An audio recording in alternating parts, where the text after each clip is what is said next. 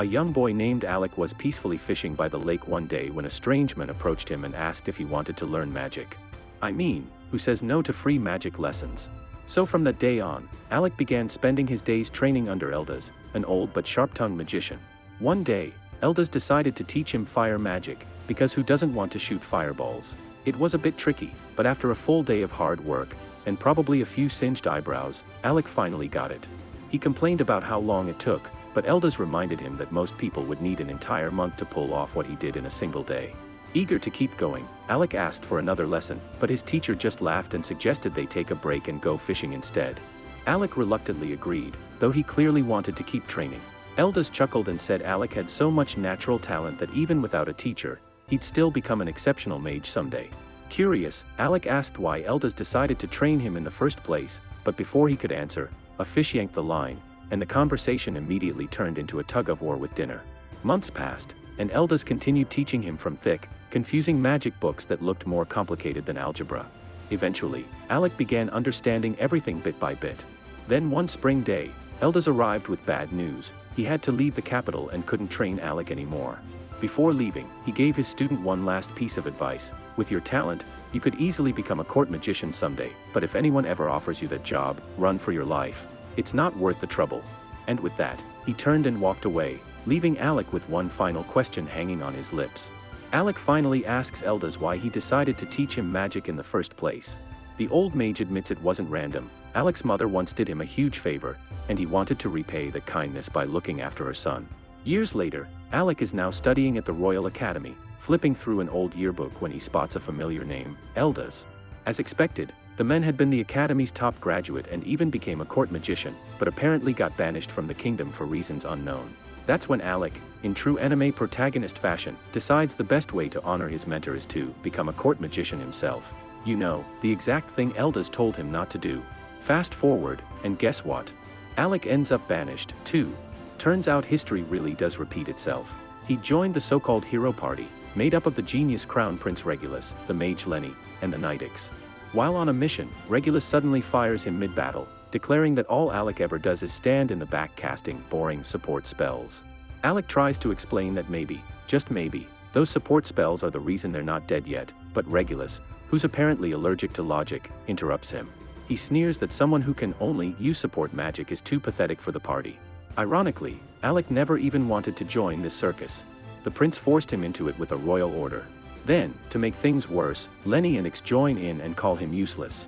But let's be real, the real useless one here is Prince Regulus, who literally banned commoners like Alec from carrying weapons just so no one could steal his spotlight. When Alec suggests that everyone in a team should be armed for safety, Regulus looks at him like he's just spoken ancient dragon language. In the end, Alec gets kicked out and left wondering why he ever tried to help these ungrateful fools. Still, because he's too kind for his own good, he leaves behind detailed notes on monster patterns and battle strategies, basically doing Regulus's homework one last time before walking away like a true gentleman. While Alec was on his way to deliver a letter to the castle, the guards suddenly stopped him at the gate. Turns out, he'd been stripped of his title as a court magician, meaning he no longer had permission to even step inside. Talk about getting demoted faster than a failed intern. Just then, Lenny showed up, not to help, of course, but to rub salt in the wound.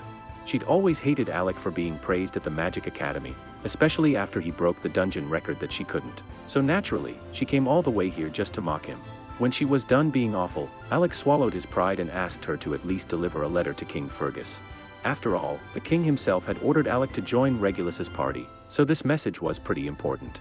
But Lenny, being the jealous menace she is, shredded the letter right in front of him and told the guards to throw him out. Classy move. It had been 4 long years since Alec became a court magician, and despite all his efforts to fix the imperial court, nothing changed. Just as he was wondering what to do next, he heard someone call his name. When he turned around, he saw Yura, an old friend, rushing up to hug him. They sat by the canal catching up, and Alec explained everything that had happened since they last met. Furious, Yura shouted that she hated the kingdom of Galdina, where nobles constantly discriminated against commoners. Alec quickly told her to quiet down before she got herself arrested, but she shrugged it off, no one was around anyway. Despite feeling bad for him, Yura admitted she was actually glad he'd been kicked out of the prince's party, because now he was free to join hers. When she asked him to help clear dungeons with her team, Alec hesitated, wondering if she really wanted someone like him. But Yura smiled, saying she knew better than anyone that he was a total magic powerhouse. Hearing someone finally recognize his worth made Alec's eyes well up. He stood tall, grinned, and told Yura that he'd be honored to join her party, and just like that, our banished mage got a second chance at adventure. The next morning, Alec and Yura set out for the city of Fizzle.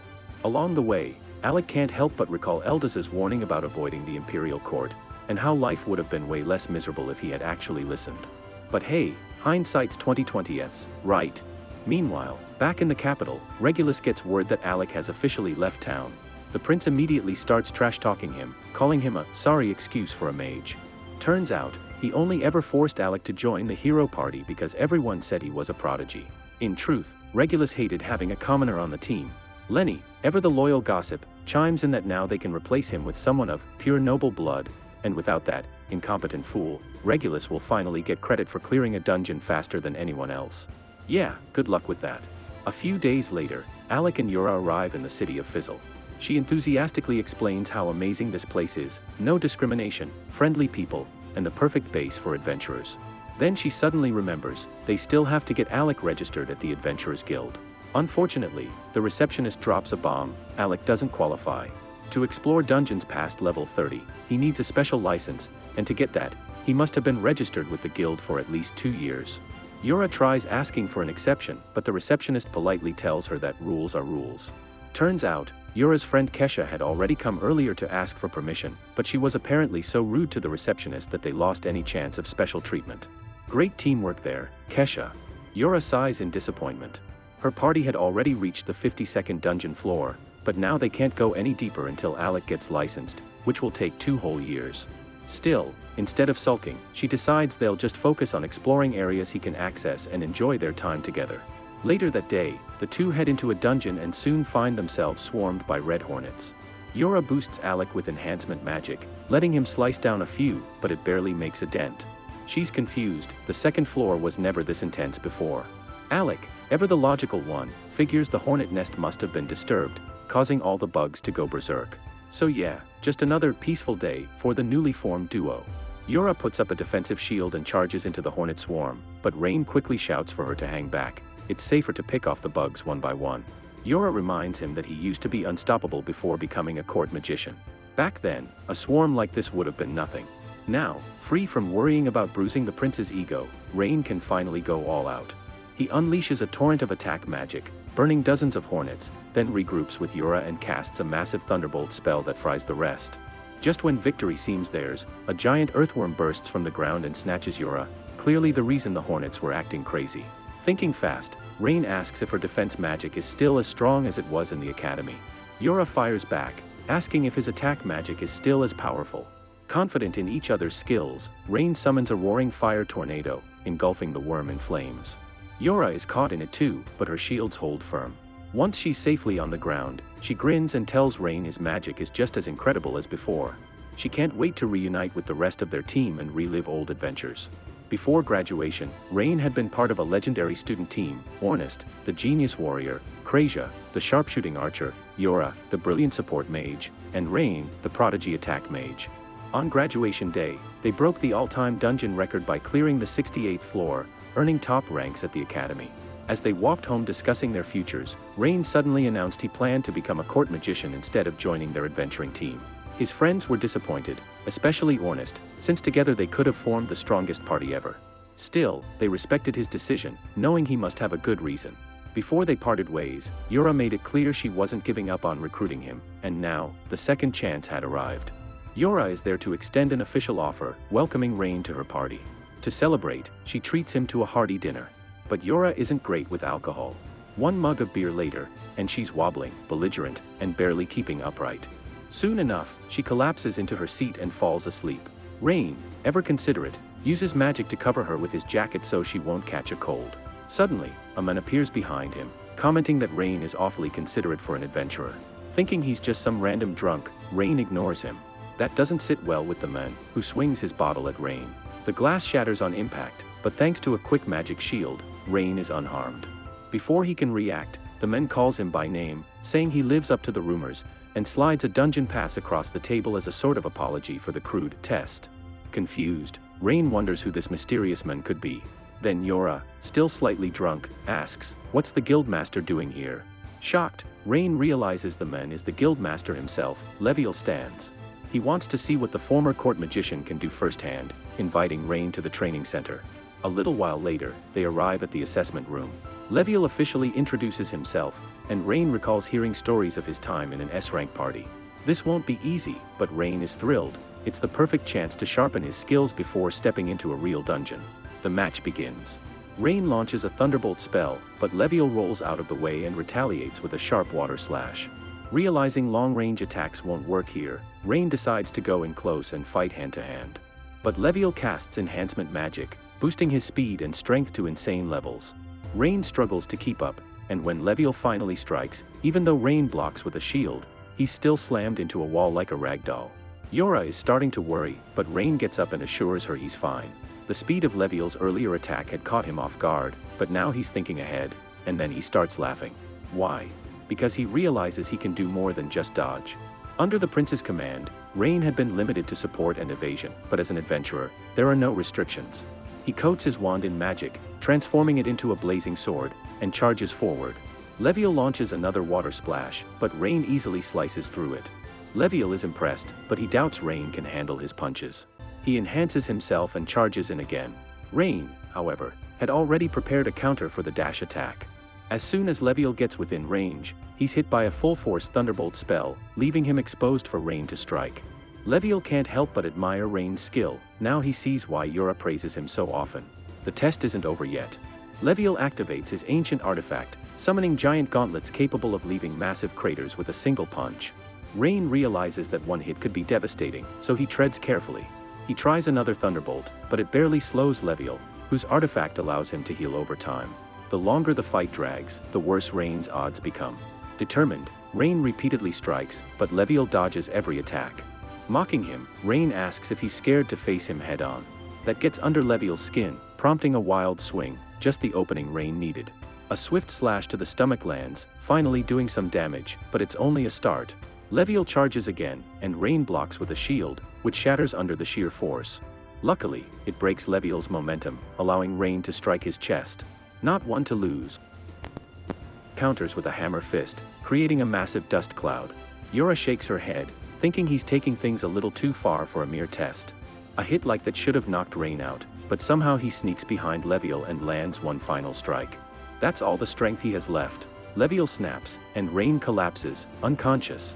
Yora rushes to his side, while Leviel admits he might have gone a bit overboard and declares Rain the true victor.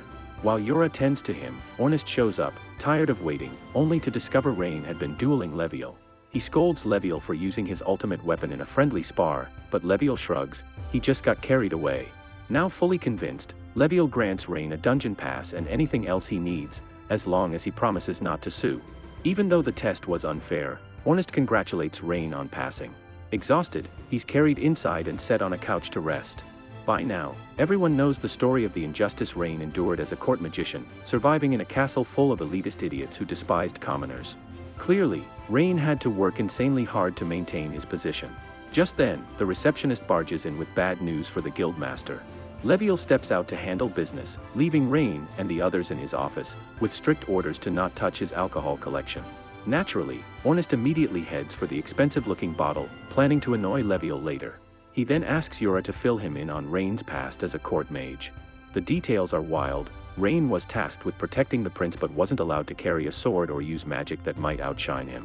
On top of that, he had to carry the party's luggage and manage their items. Worst of all, after forcing Rain to only use support magic, the prince had the audacity to call him useless, despite Rain's specialty being attack magic. Ornest can barely wrap his head around it. Yora explains that Alec went out of his way to learn support magic just to appease the prince, even though it wasn't his specialty. Hearing everything the prince put him through, Ornest nearly explodes with rage. As soon as Alec wakes up, Ornest suggests putting the dungeon raid on hold and marching straight to the kingdom to teach that prince a lesson. Alec pats his shoulder and says there's no need. While frustrated, he's not angry enough to confront the prince himself.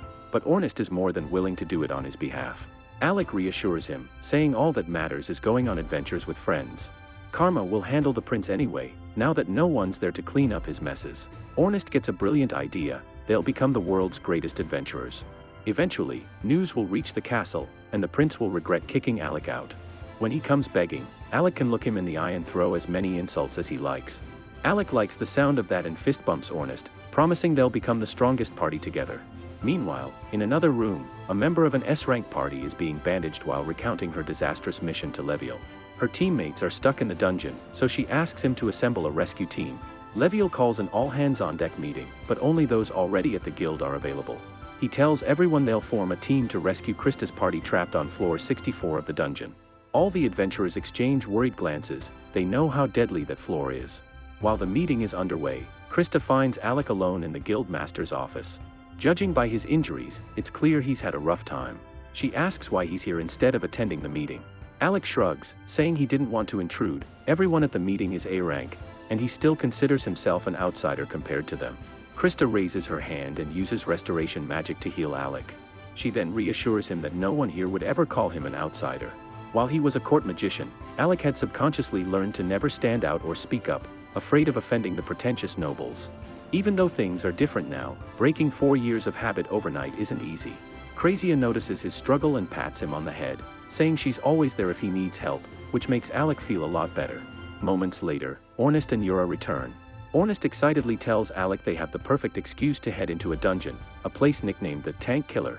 It earned that name because all healing magic is useless inside, so they must rely entirely on potions. Alec is surprised Crazia agreed to the mission, since healing is her specialty. She reluctantly accepts, mostly because Ornest insisted it's a good starter mission for the team. Alec worries he might not be strong enough to help, but Yura reminds him he's the backbone of the operation. The team literally couldn't do it without his magic. Their goal: reach the party stuck on floor 64. Going the normal route would take too long, but they have a secret weapon, a dungeon core. This rare item, brought back by Krista, lets them skip boss battles up to the floor it was obtained on. They can now clear a path to floor 64, though caution is still necessary. The floor boss is said to be an undead monster, so everyone relies on Alec's attack magic. They instruct him to conserve energy until the big fight. Alec asks if it's really okay for him to sit out most of the minor fighting, and Ornest reassures him it's the best strategy to avoid exhausting his magic before the boss battle. The team teleports to floor 64 and is immediately confronted by a group of skeletons. Ornest rushes ahead, taking out skeletons with his spear like a one-man army. Yura calls after him to slow down so she can cast defense magic, but honestly, with how strong he is, he probably doesn't even need it. Meanwhile, Alec and Crazia move slowly through the dungeon.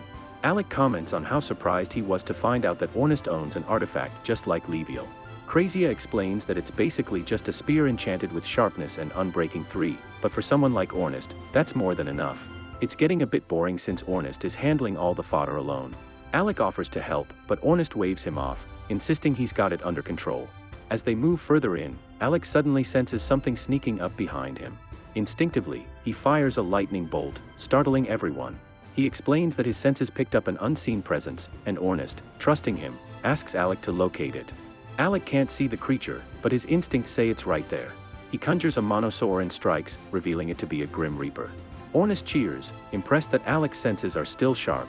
Alec suspects Ornest might have known about the Reaper beforehand, but in reality, Ornest just wanted to let Alec figure it out on his own to boost his confidence, a rare act of trust he never received as a court magician. While Alec is happy for the recognition, he still yells that it doesn't excuse what Ornest did. Crazia and Yura admit they also knew about the invisible monsters but kept quiet, apologizing to Alec. Crazia jokingly tells him to take his anger out on Ornest instead. Alec warns Ornest they'll have a long talk about this later, but first, the mission continues. The party presses deeper and soon encounters an even bigger horde of skeletons.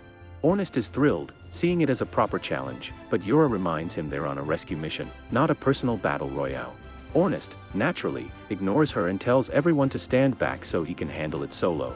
Alec refuses to let him fight alone again, joining the battle while Yura boosts them with enhancement magic.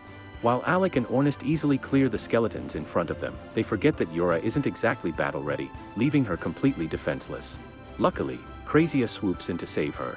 Alec doesn't want to risk another close call, so he orders everyone to get behind him. He casts a wide-area thunderbolt spell, clearing the path, and the team continues deeper into the dungeon. Before moving on, Ornest asks Alec why he keeps spamming lightning bolt. Back in school, Alec used all sorts of flashy spells, so why the change? Alec reflects on all the times the prince recklessly charged into dungeons, leaving him to clean up the mess. Over time, lightning bolt became his go-to because it's fast and reliable. Suddenly, a terrifying sound echoes from deeper in the dungeon. Yura is sure it's the floor boss, so they need to move fast. They let Ornest sprint ahead, he's the fastest, and with Yura's speed boost, the rest follow. Even after all this time, Alec can't help but marvel at just how absurdly fast Ornest is, especially with magic boosting him.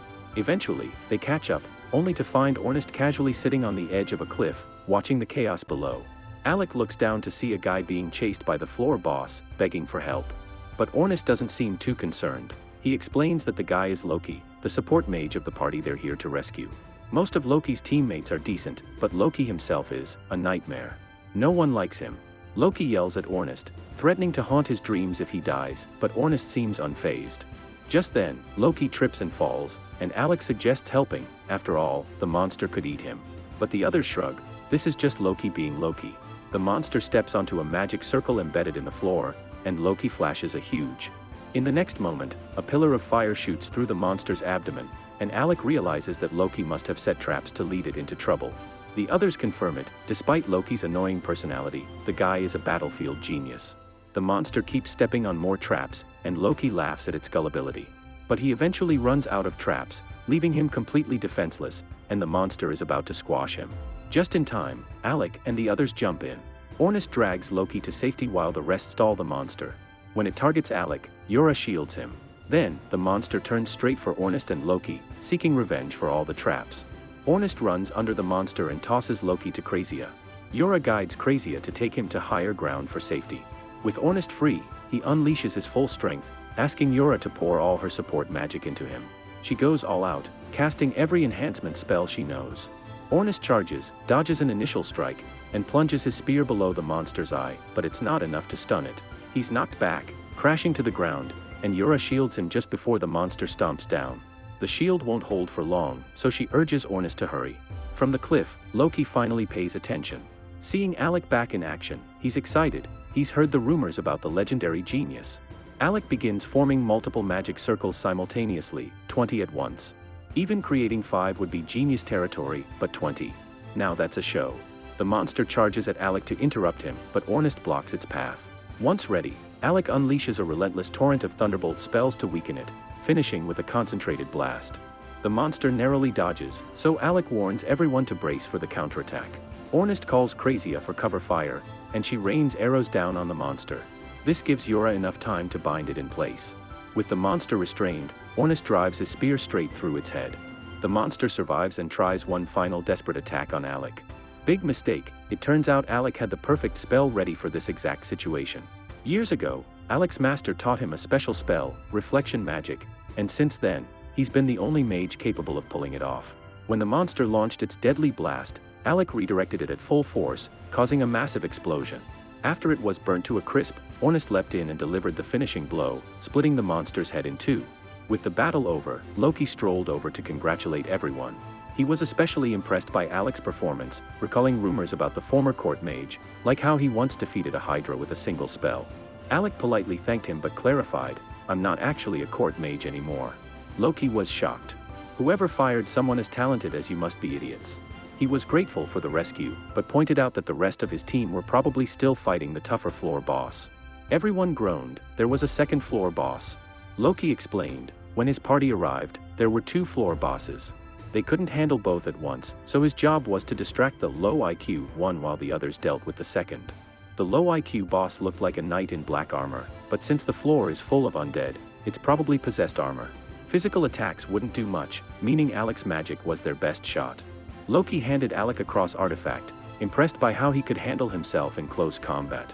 Apparently, Alec had a knack for tricking enemies into seeing him as both the biggest threat and easiest target. Alec was surprised Loki could figure that out from just a few minutes of observation, but strategists are perceptive like that. The artifact was called Schwar, and Loki said Alec could have it, for one condition. He must use 0 magic against the second boss. Krazia nearly choked. Expecting a mage to fight without magic. Crazy. But Loki insisted it would work. His plan relied on trickery and deception. Since the Death Knight likely expects a magical attack, Alec going entirely physical would catch it completely off guard. Anyway, remember that genius prince who fired Alec? Yeah, this is him now, running for his life through a dungeon while 2 oversized caterpillars chase him like he owes them rent. The prince can't believe what's happening, since these monsters used to be easy for him. He yells at Lenny to blast them with magic, but when she tries, nothing happens. Naturally, the prince calls her useless, classic, then decides to handle it himself. He spins dramatically, slashes one, and his sword bounces off. The look on his face says it all. Reality just crit-checked his ego. Lenny in the night panic, grab the prince by the arms, and start sprinting toward the exit as the poor man tries to figure out why his mighty swings suddenly feel like wet noodles. Then it hits him. His decline started right around the time he kicked Alec out of the team.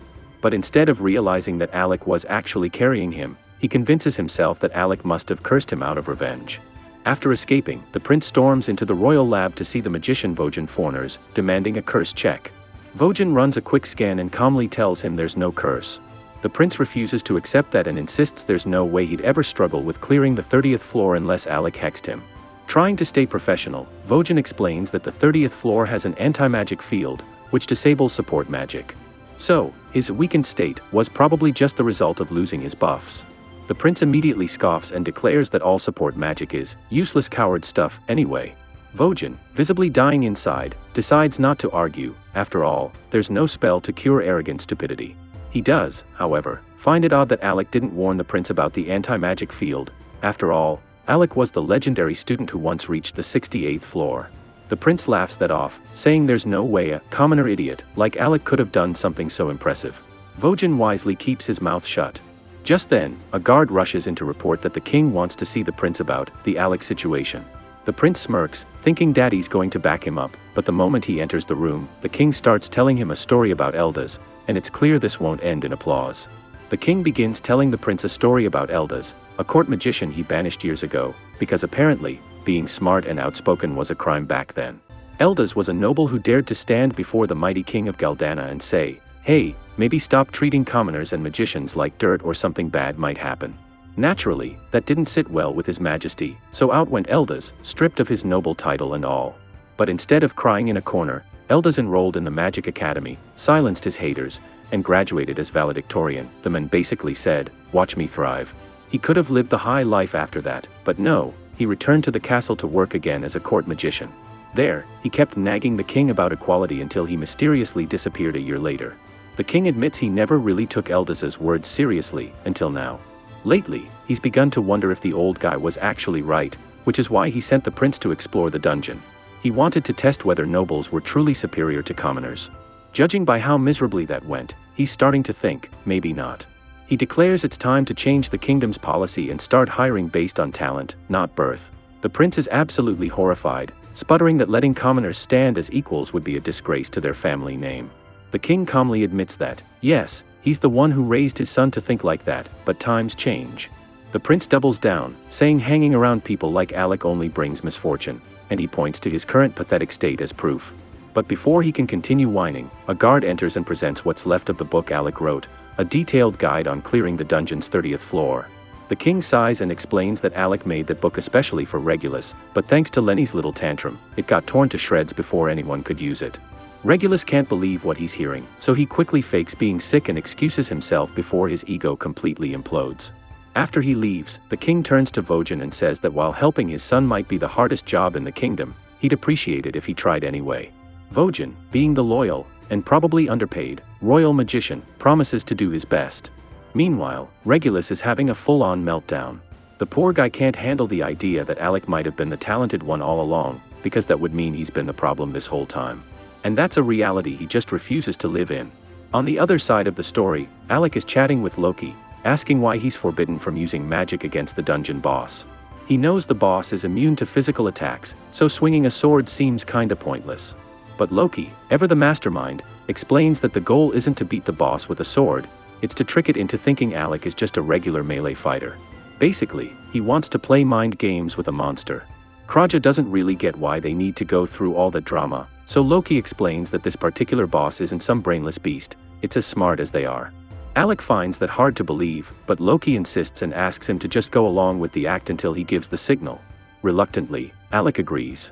Then Loki turns to Kraja again, saying he needs her help with something a bit dangerous. Since running to his friends would take too long, he plans to use teleportation magic. The team collectively panics, because teleportation is a nationally guarded secret, and just knowing about it could land them in jail, or worse. But with no better option, they all agree to help, and also unanimously decide that if anything goes wrong, they're blaming Loki. While Loki draws the teleportation circle and walks Kraja through the process, Alec chats with Yura to ask if Loki can really be trusted. Yura admits she doesn't like his smug personality, but when things get serious, he's the best person to rely on. She even mentions how, 2 years ago, Loki planned a massive raid on a high-difficulty dungeon, and thanks to his genius strategy, not a single person died.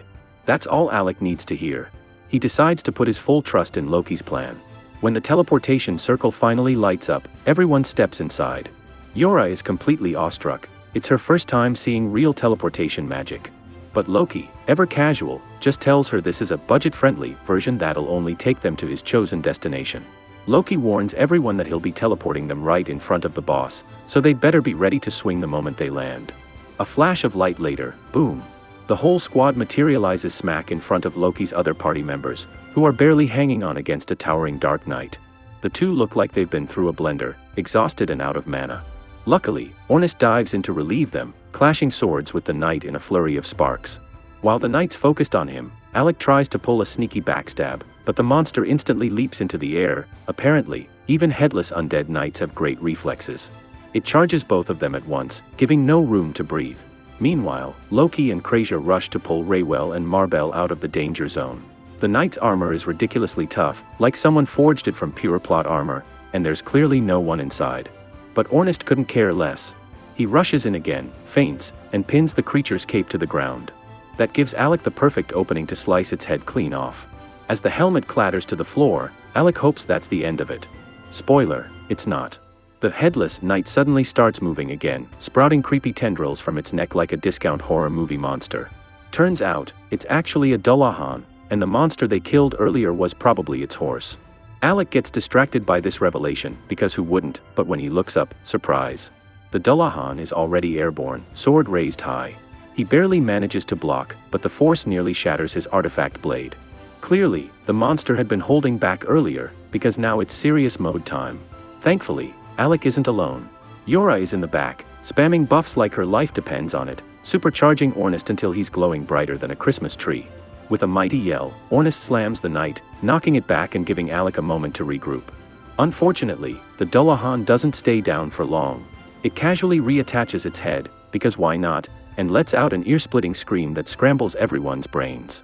Before Alec can recover, it dropkicks him across the room at Mach speed.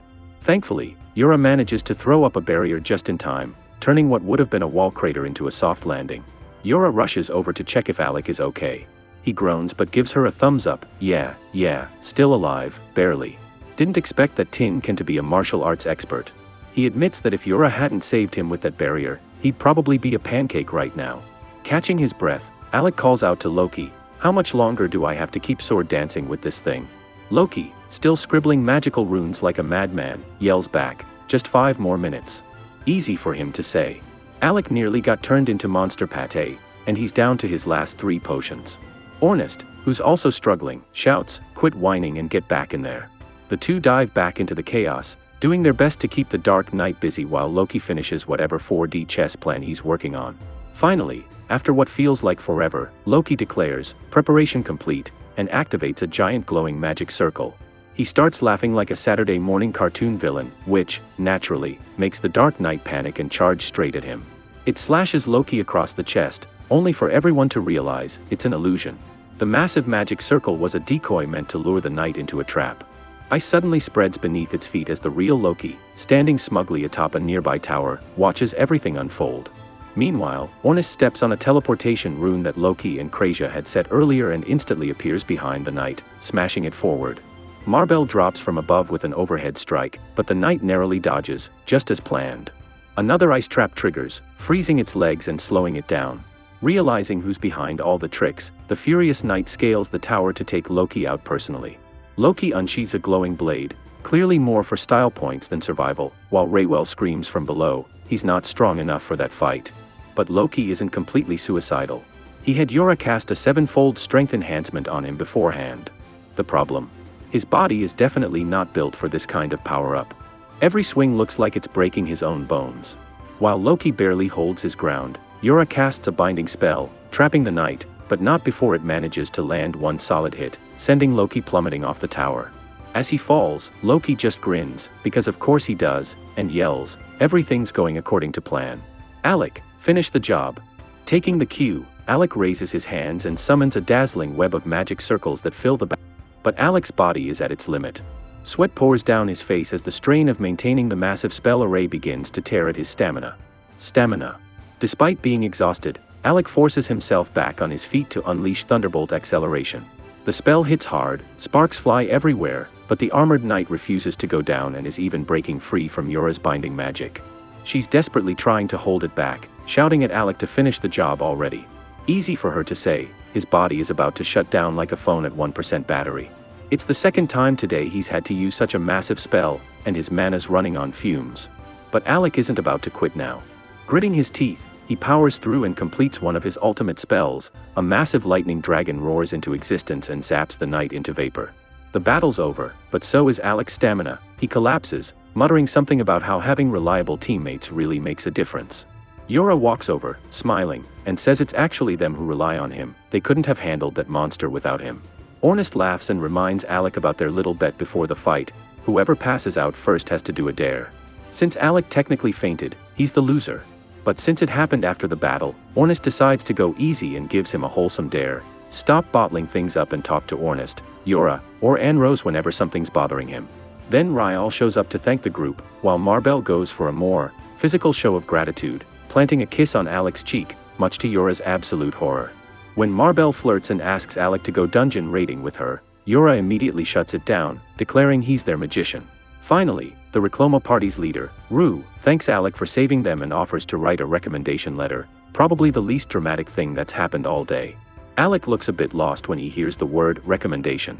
So everyone explains that to be promoted to S rank, you need two things: a recommendation from an S rank party and the guild master's approval. The second part shouldn't be a problem, so Rue confidently tells him to leave that to him. Afterward, Alec collects the knight's magic stone, officially marking the Recloma rescue mission as a flawless success. When they return to the guild, the receptionist congratulates him and mentions that he's become quite the talk of the guild lately. Apparently, saving people with giant lightning dragons tends to make headlines. She asks if he's managed to rest after the big battle, but Alec, ever the tough guy, insists he's in perfect shape. Just as he's about to head out, Leviel stops him and says he has a visitor from the kingdom of Galdana. That immediately catches Alec's attention since he thought he'd cut all ties with the kingdom. Still, curiosity wins, and he agrees to meet the visitor, only to find Vogan waiting for him. Out of everyone he used to deal with at the castle, Vogan was one of the few decent people, so Alec greets him politely. But before he can even say, "Long time no see," Vogan jumps straight to the point, asking if Alec was trying to get Prince Regulus killed by not warning him he wasn't ready for dungeon diving. Alec stays calm and simply asks whether Vogan really thinks Regulus would have listened even if he had warned him.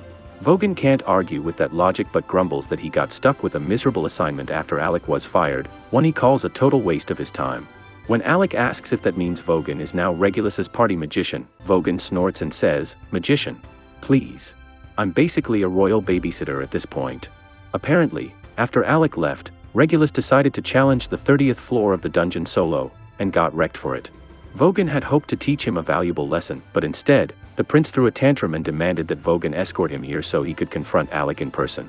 When Alec realizes this means Regulus is already in the city, specifically, down in the underground training arena, he sighs. Of all the people to run into today, this was not on his bingo card. Still, he figures it's the perfect chance to finally settle things once and for all. Even though Alec could just pretend Regulus doesn't exist and go about his day, he decides to head down to the arena and face him in person, partly out of principle, partly out of curiosity, and maybe just a tiny bit of boredom. As Alec and Vogan make their way down the stairs, Vogan sighs and says the only thing the prince has going for him is his unshakable pride. He then adds that he's never really understood why nobles insist on proving they're superior to commoners. Seems like a full-time job with zero pay, he jokes. When they arrive at the arena, Regulus is already waiting, standing dramatically in the center like he's posing for a painting. To Alec's surprise, the first thing the prince says is that the king plans to reform the way the kingdom is run. Regulus admits he doesn't agree with it but will go along out of respect for his father. For a moment, Alec actually thinks maybe the kid has grown up a little. That hope dies 5 seconds later when Regulus declares that he still can't stand listening to nonsense from commoners like Alec. With a sigh, Alec tells him that if he had just listened to advice earlier, he wouldn't be in such a pathetic situation now. But it's clear Regulus isn't hearing any of it, so Alec decides not to waste another breath. After all, the prince has spent his entire 15 years being told he's better than everyone else. The idea that he might be the problem just doesn't compute. In a desperate attempt to prove he's not a royal disappointment, Regulus draws his weapons and challenges Alec to a duel, demanding Vogan to serve as the witness. Regulus charges in recklessly, forcing Alec to block with his wand. To his surprise, the prince is using daggers this time instead of his usual long sword. Years ago, Alec had actually advised him to start with daggers, since his small frame couldn't handle a long sword properly, advice Regulus immediately ignored back then. Now, it seems he's finally taken it, just several humiliations too late. Unfortunately, swapping weapons doesn't automatically grant skill. Alec sidesteps one of his clumsy attacks, sending Regulus face first into the dirt. It's so pitiful it's almost impressive. Realizing Vogan might have orchestrated this encounter, Alec asks what he told the prince. Vogan smirks and admits all he said was, "If you want to prove Alec isn't stronger than you, then do it with your own hands." Guess Regulus took that literally.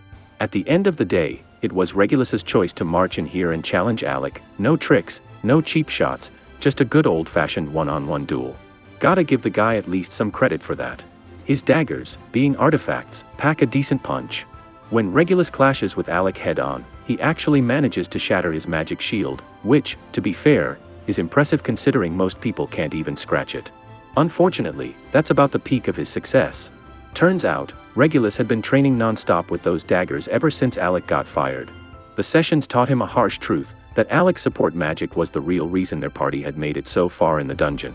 After losing him, Regulus tried tackling the 30th floor over and over again but kept crawling back half-dead each time. Eventually, he stumbled upon some recovered pages from Alec's report, and reading them made his blood boil. Not because they were wrong, but because they were all right. Everything Alec warned him about had come true. That realization hit hard.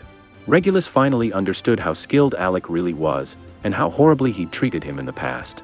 So, determined to prove himself, Regulus tells Alec to activate his artifact and fight seriously. Alec raises an eyebrow and asks if he's sure about that. After all, they both know who's winning this fight. But Regulus, prideful as ever, refuses to back down. Before their weapons collide, Alec pauses and asks one last question, whether it's true that the king plans to reform the royal court. Regulus confirms it, explaining that his father had been testing the strength of the commoners all along, which is why he sent both of them into the dungeon. If that's the case, it means the king never actually looked down on Alec. Those 4 painful years in the palace weren't for nothing. For once, Alec feels genuinely relieved. Then he looks back at Regulus and says with a grin, "All right, then. Brace yourself, I won't be holding back." He charges forward, power crackling through his artifact. Regulus tries his best to stand tall, though his trembling knees give him away. It's clear he knows he's about to get flattened. But at the last second, Alec changes direction and slams his weapon into the ground beside him instead.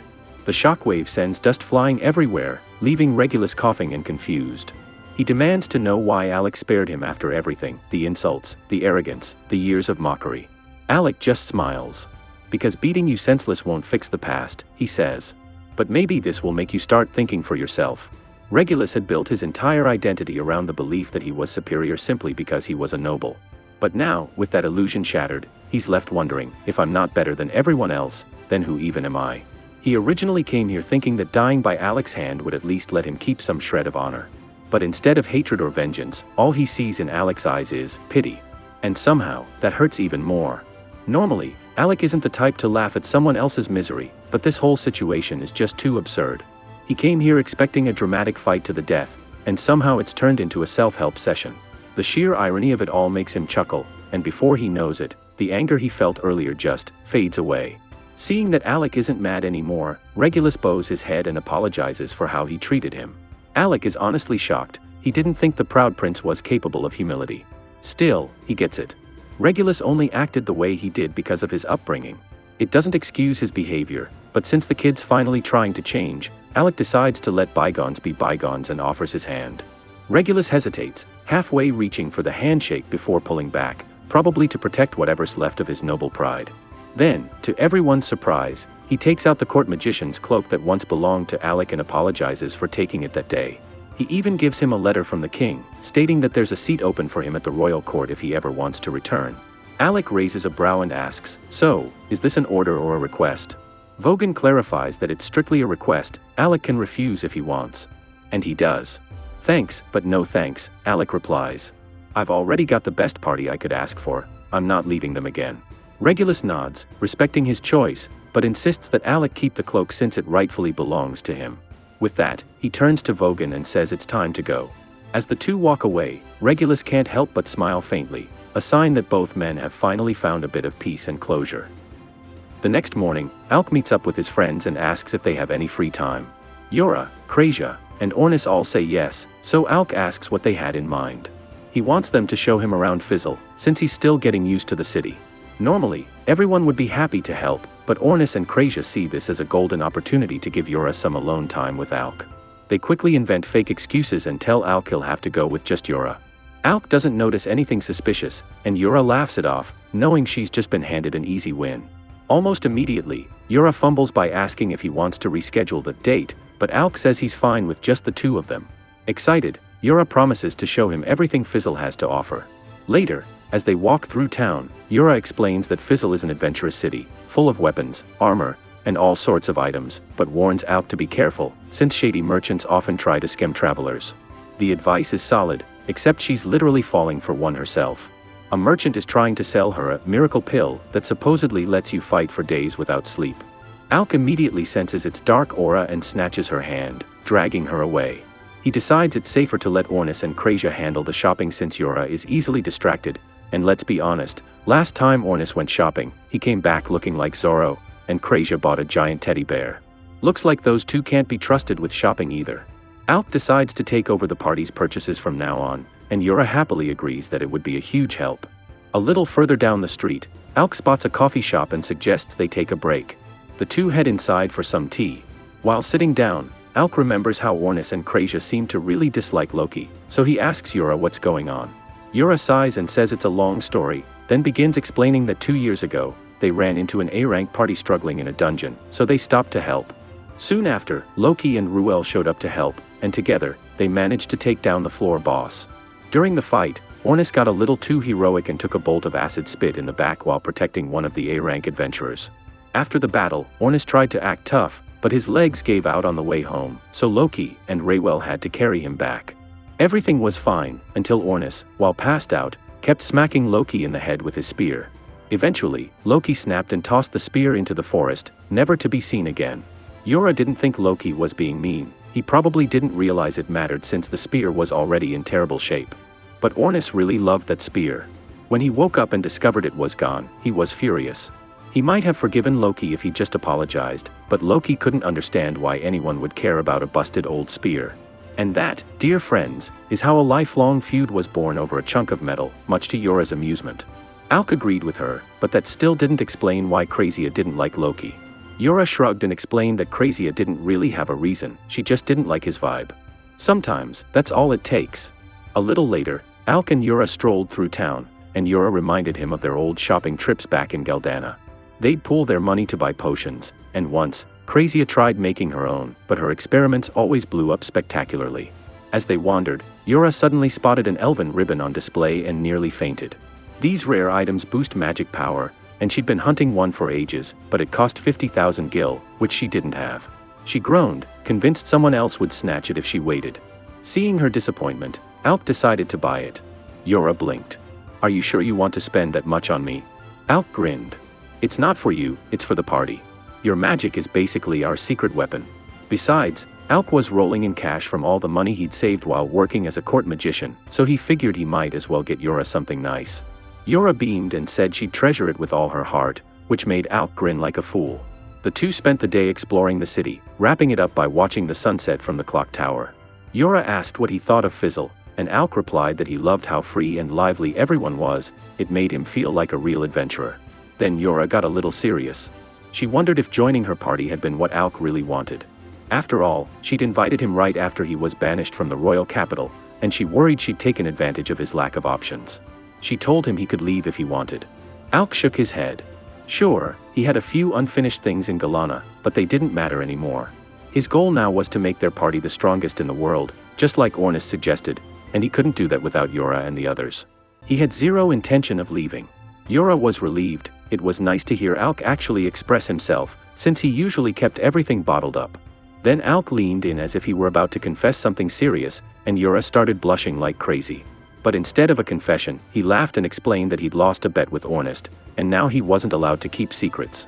Yura groaned inwardly, realizing he was still completely oblivious to her feelings. The next morning, Ornest came to wake Alec and found him passed out in bed, surrounded by a pile of books. First, he tried calling him, but when that failed, he yanked the sheets off and shouted at him to get up. An adventurer always rises at the crack of dawn. Alec agreed, silently wondering how Ornest had enough energy to be cheerful this early. After Alec got dressed, he and Ornest headed to the backyard for a training session, and boy, they were going at it like two over-caffeinated squirrels. Yura quickly shouted for them to tone it down before someone got hurt, but of course, they ignored her and ramped it up even more, each desperate to outdo the other. The sparring ended with Alec's sword shattering against Ornest's, but even in victory, Ornest called Alec a monster for keeping up so well despite being a mage. Deciding to escalate things further, he told Alec to pull out his artifact. Yura groaned and stepped in, warning that someone was going to get seriously injured if they continued. Just then, Loki appeared, smugly offering to coach them as aspiring S-rank adventurers. Naturally, the group ignored him and started walking away. But Loki whipped out an S-rank ID card and asked if they really wanted to snub the person who recommended their promotion.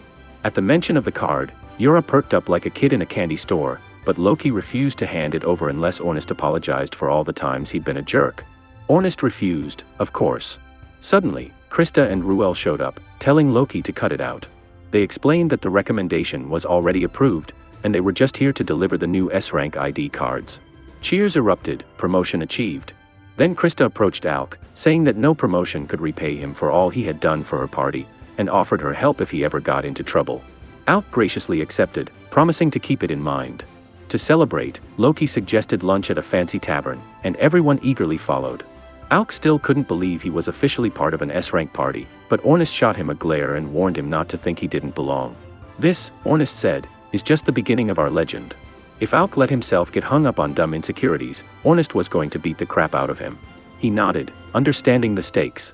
Yura proposed a toast to celebrate their promotion to S-rank, and they ordered a barrel of the tavern's priciest booze, much to the obvious pain of Loki's wallet. By the time night rolled around, everyone had their fill. They were ready to head home, except Yura had passed out from overdoing it.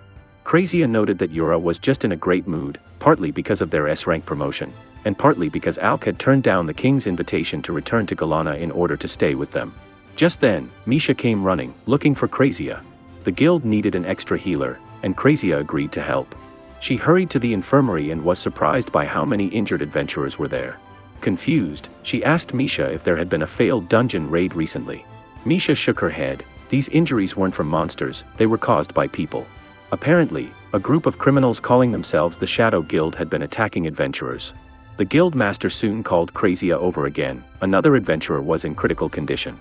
Her name was Olivia, and she'd been attacked by the Shadow Guild while alone. With Krazia there, Leviel was confident she'd be okay. As Krazia began inspecting Olivia's wounds, the girl woke up, grabbed her hand, and demanded to know where she was. Krazia explained that she'd been brought to the guild for treatment after the attack. Then Olivia erupted in rage, remembering her betrayal. She swore revenge and begged Krazia to heal her immediately so she could go fight, but Krazia refused. Healing her was one thing, letting her immediately rush into battle was another. Olivia tried to force Krazia's hand, but as warned, moving so much in her weakened state made her pass out. Thankfully, Krazia restarted the healing process, determined to get her back on her feet the safe way. By the next morning, Krazia had finished healing Olivia and was so exhausted she fell asleep at her bedside. Meanwhile, elsewhere in the city, Alec was buried in the library reading about the arcane dungeon when a boy named Leorg approached him. Claiming to be part of the S-rank nameless party, Leorg asked if Alec would join him on a labyrinth raid. Later, Krazia went up to check on Olivia and found her training with a sword, despite clearly needing rest. Leorg was just sitting there, looking helpless.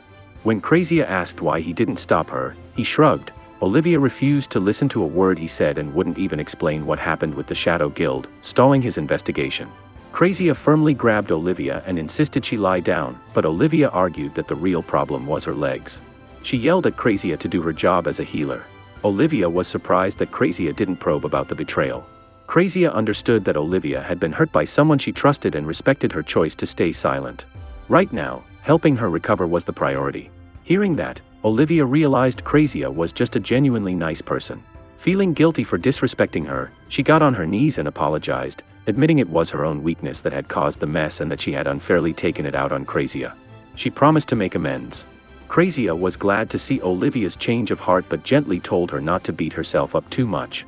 Crazia gives Olivia a gentle kiss on the forehead. Olivia freezes, reminded of her own mother, and Crazia notices her lost in thought. When she asks, Olivia quickly changes the subject, requesting a drink. Crazia happily makes her some tea, but before she can pour herself a cup, Olivia mischievously drops something into Crazia's cup. Meanwhile, back at home, Alec meets with Yura and Ornis to discuss his meeting with Leorg and the proposed dungeon raid. Ornis has heard of Leorg and assumes Alec must have been shocked by his appearance, but the truth is that Leorg is older than all of them combined. Alec can't believe it. Yura explains that Leorg is an elf who enjoys acting cute despite being over 100 years old.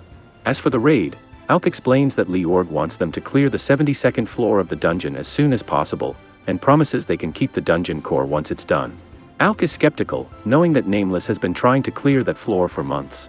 Seeing this, Leorg reassures him that his party can't handle the dungeon right now. They're busy dealing with the Shadow Guild, since one of their teammates was attacked. So Alec and his party are being asked to handle the raid in their place. Yura thinks it sounds like a good deal, but Ornis starts yelling, saying it's way too fishy. The Nameless party giving up the dungeon is one thing, but expecting Alec's party to also take down the Shadow Guild. Too good to be true. Standing around isn't helping, so Ornis grabs the dungeon core and reminds everyone that the rude girl Crazia healed yesterday is from Nameless. If they want to check Leorg's story, they should ask her. Everyone agrees, and they head toward the guild, but before they can enter, Misha comes rushing out, panicked. She bumps into them and explains that something terrible happened to Crazia, which is why she was in such a rush. Inside the guild, they find Crazia leaning against the wall, barely able to stand. They rush over, and she says she's mostly fine, but she had been drugged earlier, and by the time she woke up, Olivia was gone. Not too hard to figure out who did it. Crazia is worried because Olivia might have returned to the labyrinth for revenge. Ornis asks why they should care. If Olivia wants to risk her life, that's her problem. Crazia explains her injuries aren't fully healed, so she's not in condition to fight. Ornis understands but still wonders why it matters. After all, Olivia is the strongest swordswoman in the kingdom. The Shadow Guild alone probably couldn't beat her. Crazia remembers Olivia mentioning a traitor, though, so she suspects the Shadow Guild wasn't acting alone. Someone else must be waiting for her in the dungeon. She says she'll go alone, but as she steps out the front door, she notices the others trailing behind her. They argue they can't just let Crazia face the dungeon alone. If she's set on saving Olivia, then they're coming too. Together, they head to the labyrinth dungeon entrance, but Ornis looks like he'd rather wrestle a dragon than go in. Alec asks why. Yura explains, the dungeon is full of teleportation traps, and groups often get separated. Marbell adds that wandering around blindly is a sure way to end up lost or eaten, so everyone needs to be careful. Useful advice, but the group is still confused about why Marbell is here. She explains she heard Olivia ran back into the dungeon and came to catch her before it was too late. Plus, Leorg asked her to join as a replacement for Olivia's skill set. After all, she's an S-rank swordswoman too. But the real reason? She wanted a front row seat to Alec's amazing magic. Yura is having none of it. Alec asks Ornis what she's babbling about. Alec explains that while Nameless is technically a party, the members act more like solo adventurers forced to tolerate each other. Leorg somehow convinced them to stick together, but otherwise, they prefer doing their own thing. Olivia, for example, hates anyone meddling in her affairs, which is why she refuses help from anyone. Marbell used to hang around Olivia during training, and at first, Olivia tried to shoo her off, insisting she preferred being alone. She even explained that the only reason she joined Nameless was to clear dungeons. This only made Marbell more determined. Eventually, she asked Olivia if she wanted to raid a dungeon together, and Olivia agreed. From then on, they became good friends. Marbell won't force anyone to take her along if it's inconvenient, but she's genuinely worried about Olivia, so she asks the group to do everything they can to save her. Before entering the dungeon, Ornis tosses a wristband to Alec, telling him to wear it as their secret dungeon weapon. Alec has no idea what it does, but he trusts Ornis. As they go deeper, Crazia sets up her own teleportation circle so anyone who falls into a trap can return safely. Ornis is impressed and starts patting her head. Crazia immediately glares. She may be small, but she refuses to be treated like a child, especially by Ornis. Crazia stops what she's doing and dropkicks Ornis with so much force he goes flying, straight into a teleportation trap. Naturally, Alec tries to save him, and steps on a trap himself. Now both of them are randomly scattered somewhere in the dungeon. Technically, it's Crazia's fault. Alec has no clue where he is, but dozens of monsters sure do.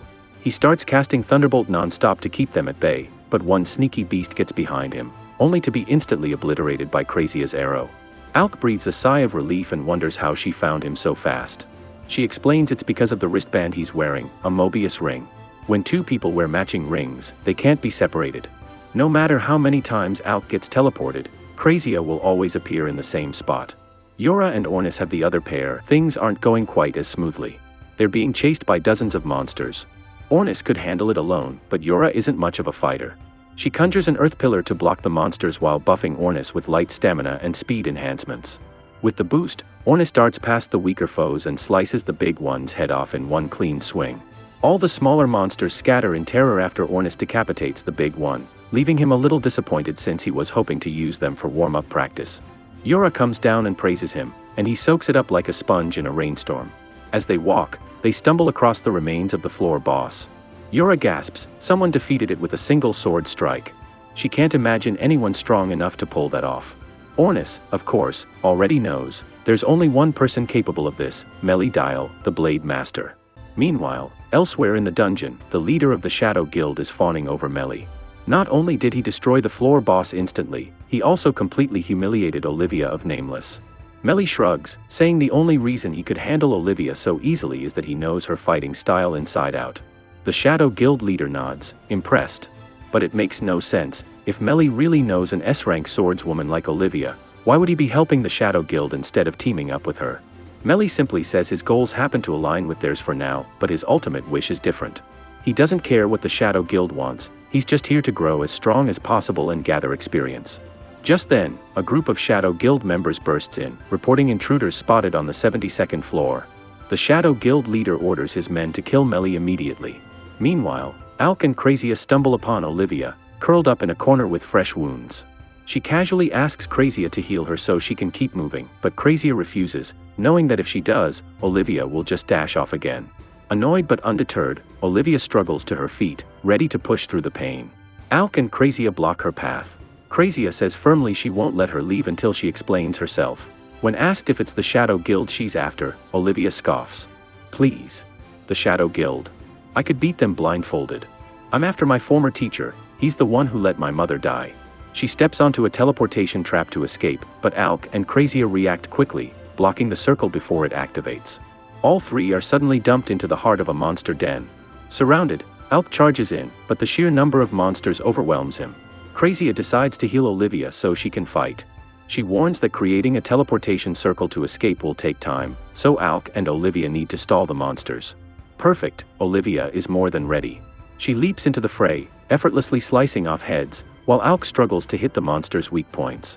Watching him flail a bit, Olivia can't resist a jab. Come on, Alec. An S-rank swordsman struggling this much. You need more practice. Crazia finally finishes setting up her teleportation circle and tells Alec and Olivia it's time to leave. But when she tries to activate it, the circle collapses. She quickly realizes this part of the dungeon has an anti-magic barrier. They launch their attack, and as Alec watches Olivia slice through monsters with deadly efficiency, he sees why she's called the best swordsman in the city. Determined not to look like a weakling, he kicks it up a notch, cleaving a monster in half. Olivia raises an eyebrow. Olivia asks Crazia if she's pinpointed the magic eater generating the anti-magic field. Crazia nods, it's over there, but getting to it with all the monsters swarming is near impossible. Without hesitation, Olivia dashes forward, ignoring the risk. Alec bravely draws the monster's attention to give her time. Crazia warns him monsters are coming from above. Looking up, Alec sees a vulture-like monster diving at him. He blocks its talons with his sword. The force is so intense the ground nearly cracks beneath him, but he holds firm and pushes it back. Unfortunately, the vulture keeps coming, and the rest of the monsters aren't giving him a break either. Alec is on the verge of being completely overwhelmed, but there's no time to panic.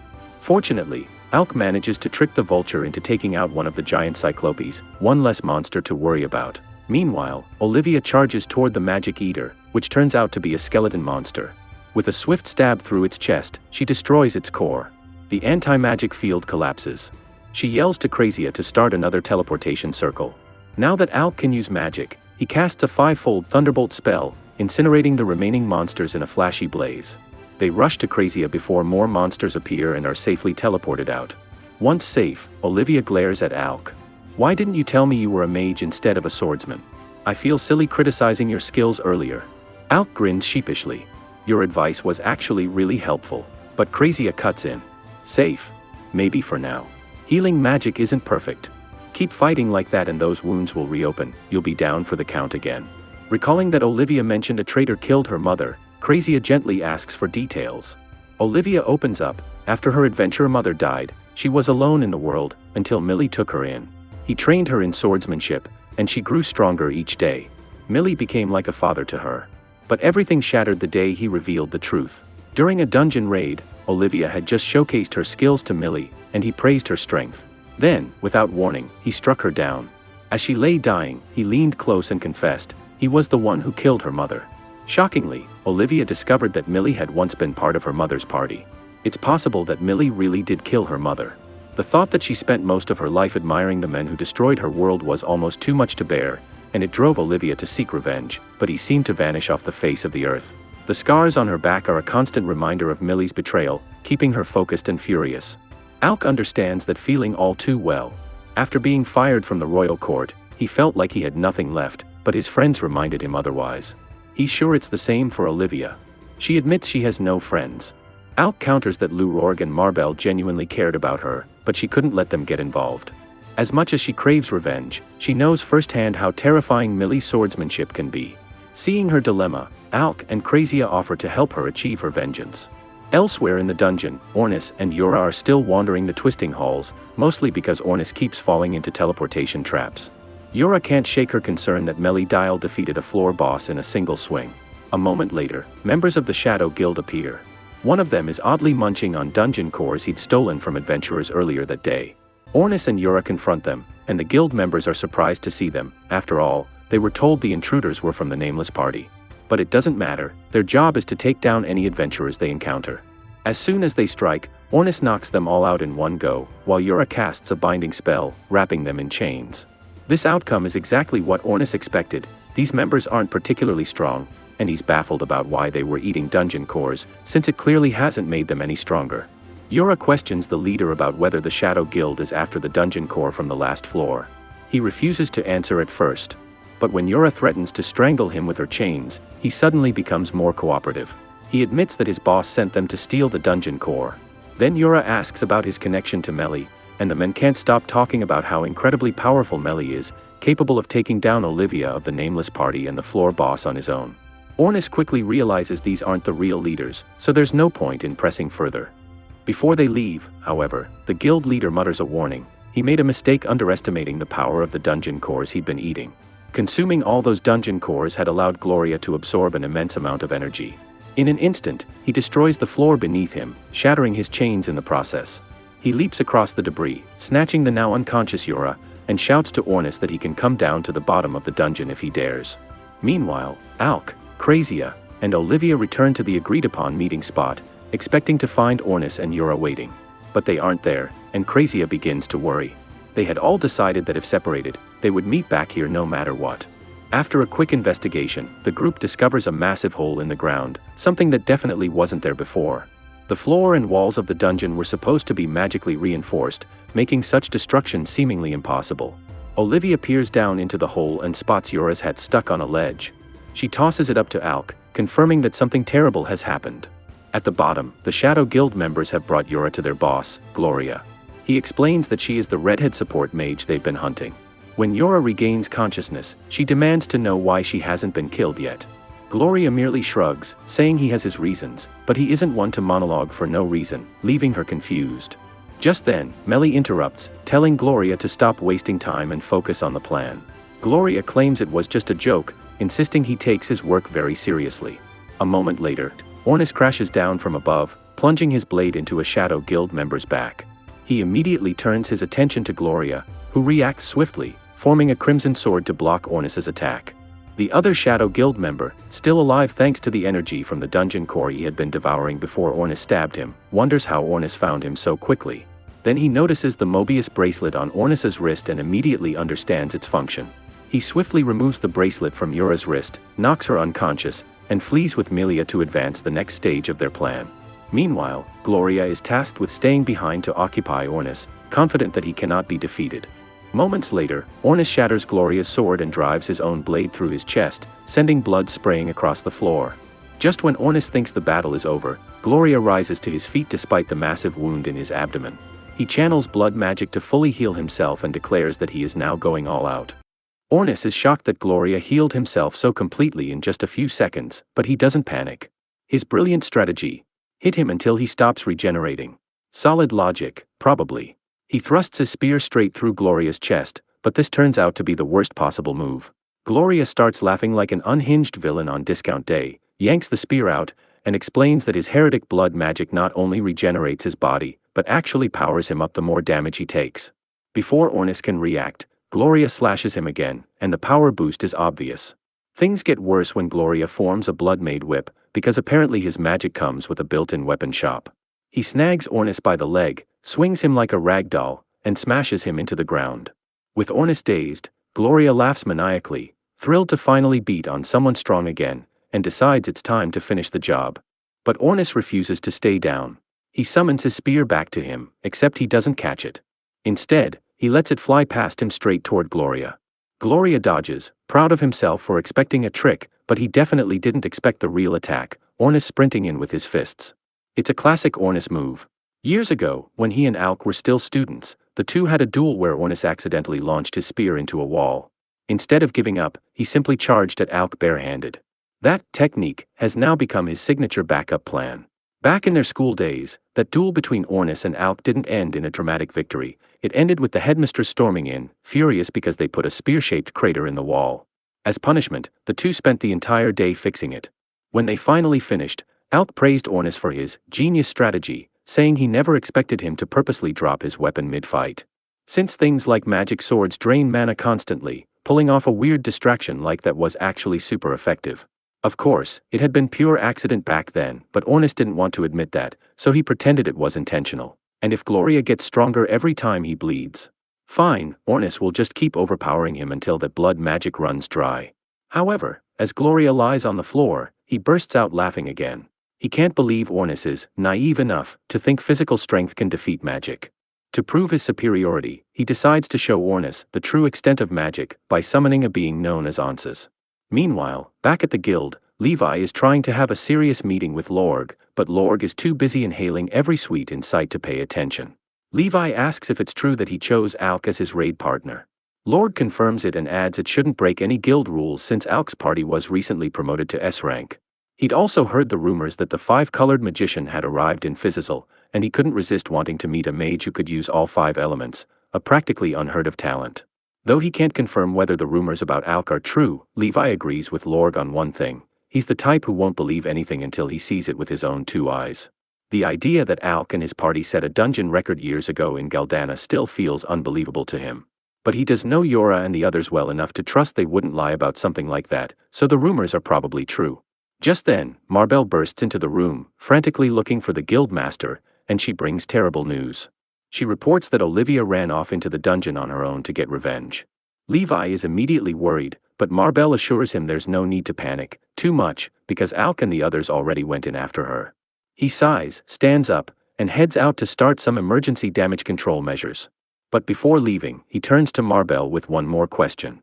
Based on her personal experience, she's seen Alec use only fire and lightning magic. So, what does she think about his real abilities? Marbell says she suspects Alec is intentionally limiting himself to those two elements. Lorg then wonders if the rumors about Alec being able to use all five were wrong after all. But Levi has a different hunch. He believes Alec is simply hiding his full capabilities. Either way, it's a mystery for another day. For now, Ornis decides to meet up with Alec and the others inside the dungeon, since his gut tells him the place is probably crawling with monsters right now. Meanwhile, deep inside, Ornis is staring down the barrel of a death beam, and he's completely out of options. But at the last possible second, Alec shows up like a discount superhero and reflects the spell right back at Gloria. Alec asks if Ornis is okay, and Ornis has never been happier to see anyone in his life. He genuinely thought his soul was about to take unpaid leave.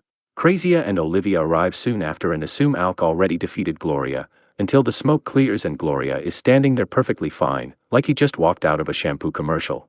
Olivia recognizes the blood magic immediately and knows it's a nightmare to fight. She offers to help Ornis finish him, but Ornis says they have a much bigger issue. A little while ago, Mora was kidnapped by one of the Shadow Guild's goons, flunky guy number 384, okay fine, not his name, and Melly. He doesn't know what they want with her, but they called her by name, and he overheard them saying they've been looking for her for a long time. Right now they're dragging Yura toward the dungeon core, and whatever they're planning definitely isn't a birthday surprise. Crazia starts patching up Ornis's wounds and tells him to stay put and help fight Gloria while she and Olivia chase after Yura. But Gloria, being the worst team player ever, refuses to let anyone leave, and immediately fires another volley of death rays like a kid spamming the laser button in a video game. Alec once again reflects Gloria's death rays, kicking up a massive dust cloud, the perfect ninja-level cover for Olivia and Crazia to slip past him. Olivia even tosses Ornis his spear mid-run, earning at least 5 style points. Gloria, meanwhile, is absolutely furious that everyone keeps interrupting his dramatic villain moment.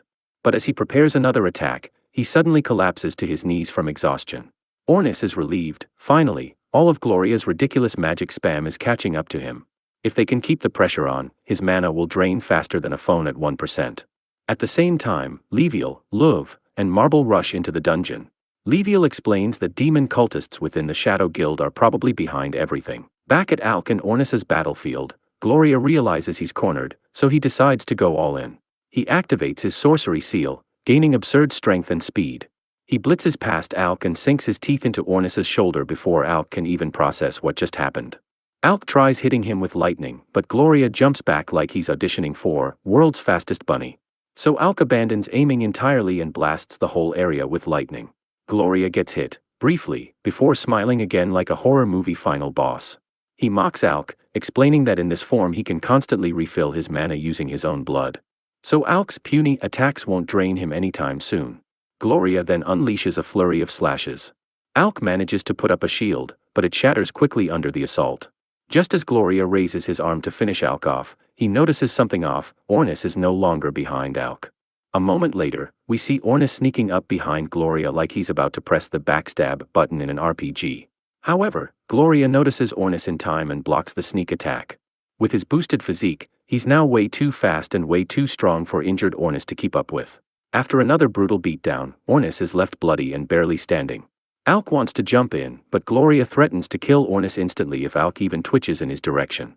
But while Gloria is busy monologuing like every classic villain, Ornis regains his footing, channels flames into his spear, and drives it straight through Gloria's chest. As he does, he remembers his childhood, the endless sparring sessions with his older brother, who was effortlessly better at spearmanship. No matter how hard Ornis trained, his brother always won without even breaking a sweat. Still, Ornis devoted every spare moment to training, determined to surpass him one day. Late one night, his brother caught him practicing alone. He was proud of Ornis's dedication, but he also knew a harsh truth. A fatal illness was eating away at him, leaving him coughing blood. He wouldn't be around much longer, and he wanted Ornis to grow stronger than he ever could. However, he didn't want Ornis to find out about his condition, so the moment he was spotted, he slipped away. But it didn't take long before his illness grew too severe to hide. When Ornis finally learned the truth, he was devastated. He shouted that his brother couldn't die because they still hadn't had their long-awaited rematch. Back in the present, Ornis fires another flaming strike straight through Gloria, blowing a fresh hole in his body.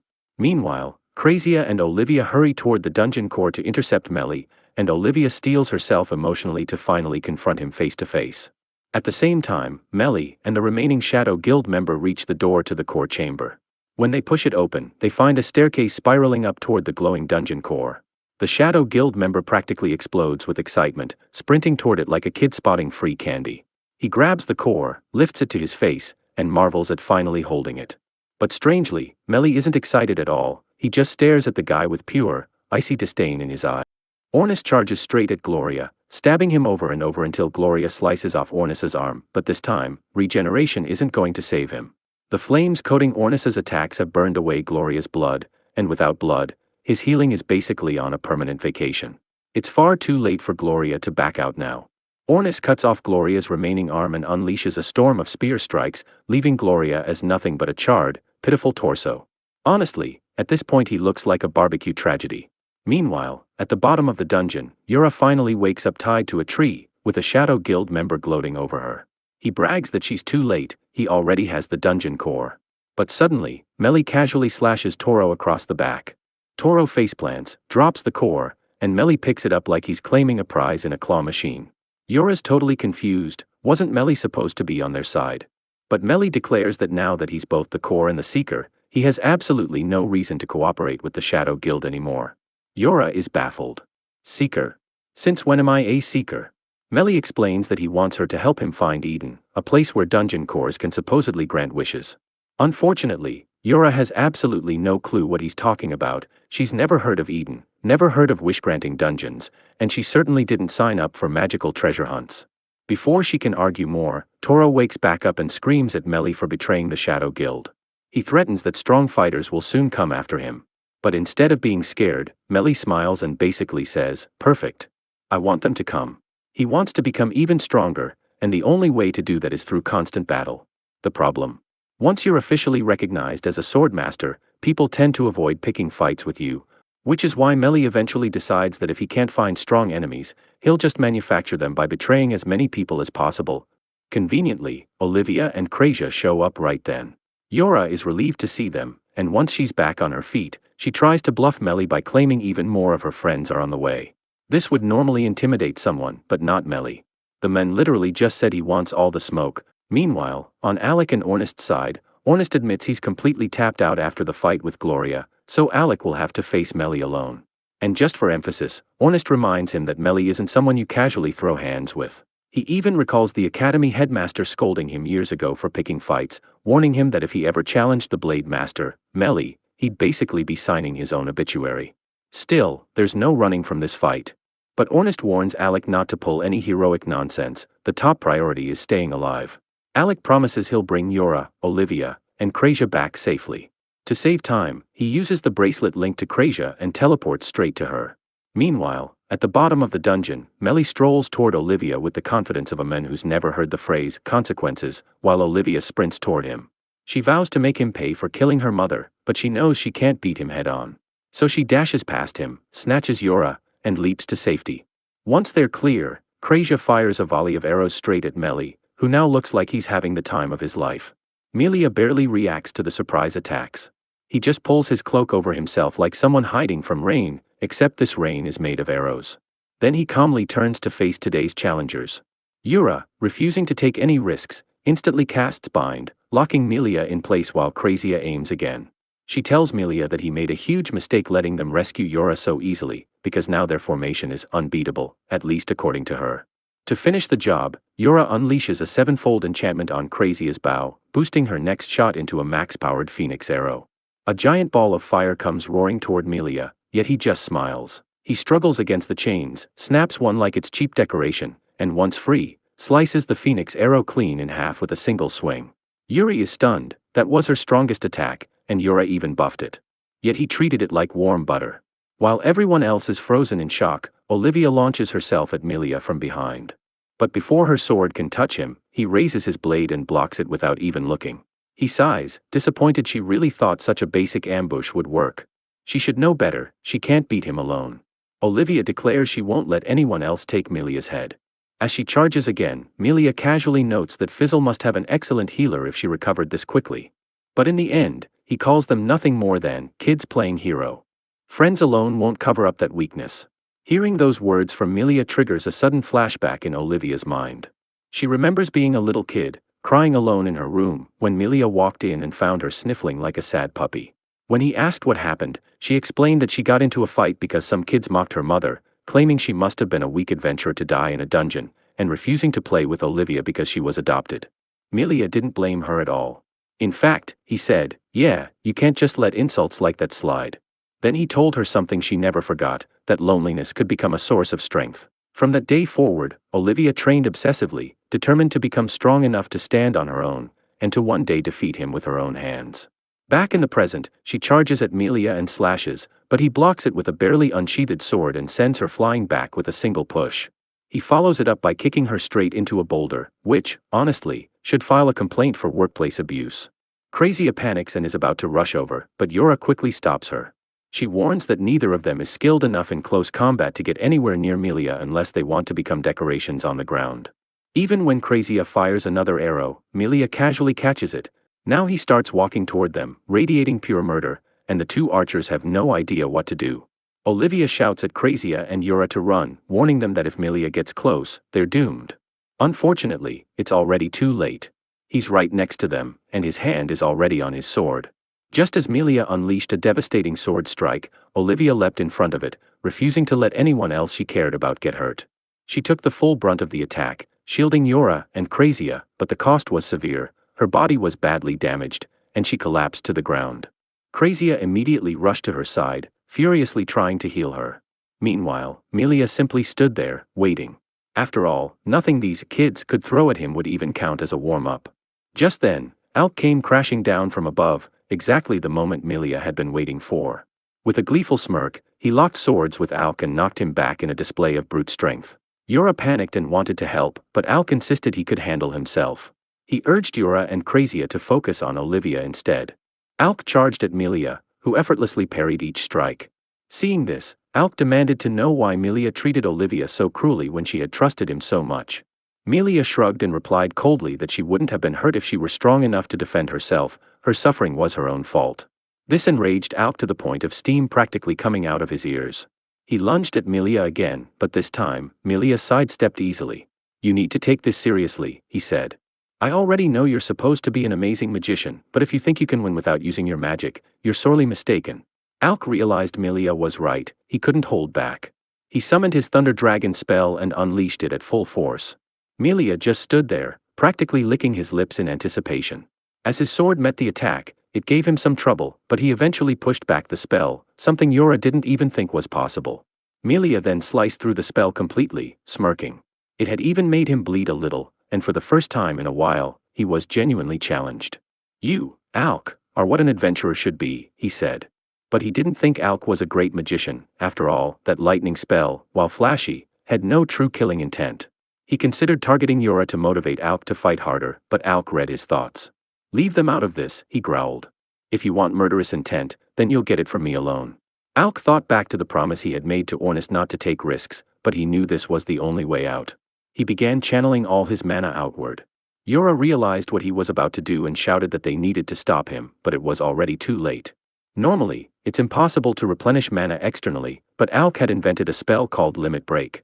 It allowed him to expel all the mana in his body while drawing more from the environment. The toll on his body was enormous, but in this state, there was no limit to the magic he could wield. This was his trump card.